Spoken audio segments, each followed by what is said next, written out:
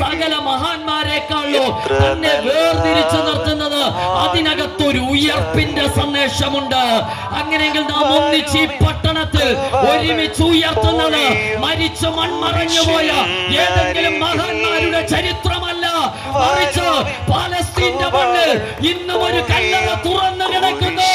ആ കല്ലറ നാം ആരാധിക്കുന്ന ദിവസം ഇപ്പോഴാകുന്നു സുപ്രസാദകാലം.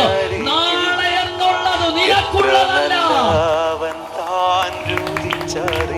ഈ ഗ്രാമത്തിൽ നിന്നുകൊണ്ട് ഞാൻ പറയുന്നു, ഹല്ലേലൂയ, ഹല്ലേലൂയ. പത്രത്തിലെ സെക്കൻഡ് ലാസ്റ്റ് പേജിൽ നാളത്തെ പത്രത്തിൽ നിന്റെ പേര് വരുമോ അറിയില്ല.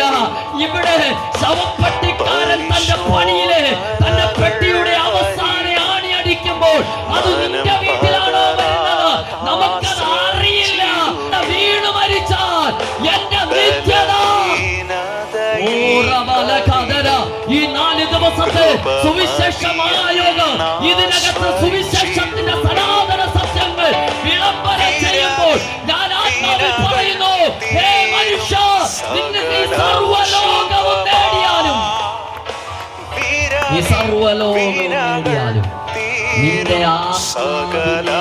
നഷ്ടമാക്കിയാൽ നിനക്കെന്ത് പ്രയോജനം?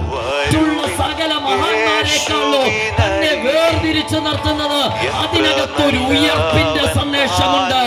അങ്ങനെയെങ്കിൽ നാം ഒന്നിച്ച് ഈ പട്ടണത്തിൽ ഒരുമിച്ച് ഉയർത്തുന്നത് മരിച്ചു മൺമറഞ്ഞുപോയ ഏതെങ്കിലും മഹാന്മാരുടെ ചരിത്രമല്ല, മറിച്ച് പാലസ്തീന്റെ മണ്ണിൽ ഇന്നും ഒരു കല്ലറ തുറന്നു കിടക്കുന്നു.